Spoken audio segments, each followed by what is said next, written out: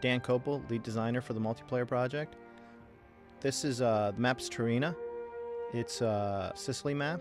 What happened here historically was after the Allies pushed the Axis out of North Africa, they wanted to move their way up towards Germany and Europe, and Sicily is off of Italy, so taking out Sicily and controlling Sicily first would lead up into an invasion into Italy.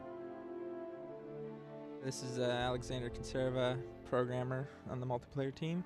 Domination is a mode that we brought over from Call of Duty United Offensive. It's a very popular mode, one of the team's favorites to play because it offers the opportunity for a huge amount of action, and that's what everybody really wants now.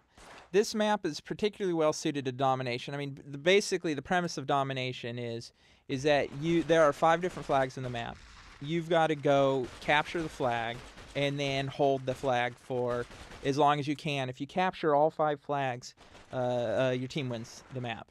Or if you gather enough points to trip the score limit, you'll also win the map. I mean, that was actually one of the big changes that we made from United Offensive, is we didn't feel that that the domination had enough of a incentive to be defensive to really hold on to the flags, and that there was too much offense, that people continuously be running around capturing flags.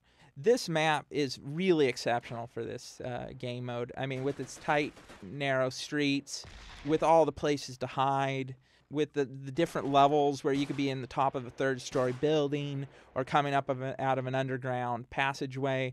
It's really epic. I'd like to say this is probably was my favorite map when we were playing during development, because this is, just the look of this map is really awesome. I mean, the map designer Paul Sandler went to great extents to make this map as realistic and accurate as possible.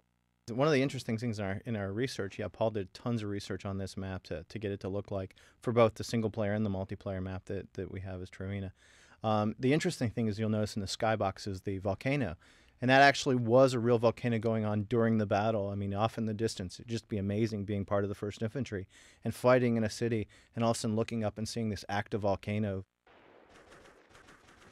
This is definitely a map for that kind of feel too, because as Alex mentioned, it's so narrow, so tight, lots of little cubby holes to hide in. I mean, sniper heaven here like crazy. And that so well leads to the opens itself for domination, is that you come, you hold a flag, you go find a couple spots, and you wait for the other side to come. You know they're coming, because when you start that flag off, they know that you're there, they know you took it, they know somebody's around, so they're looking for you, and then you're just sort of waiting for them to come around the corner. The center section of the map, I think, is really key to the entire gameplay. I mean, that's where the most dramatic fighting goes on, because it's where all the roads lead. There's the 3 roads coming to the one spot.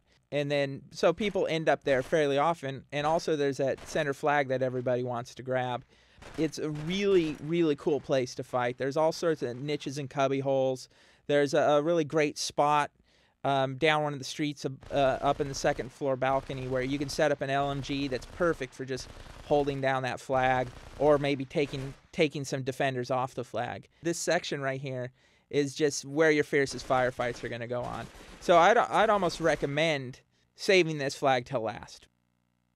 One definite ability plus about that is the fact that, the middle flag is going to be it's equal distance from both of the spawn points.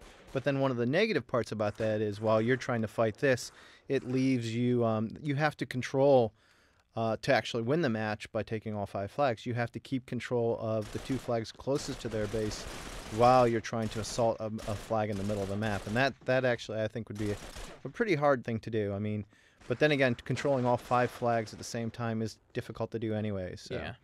Yeah. I mean, one of the things is that a lot of times in domination, what people will tend to do is they'll get caught in a little trap. What happens is they'll focus on one flag, like they'll go and try to grab it and they'll die, and then they'll really make it a point in their head that they got to get that one flag.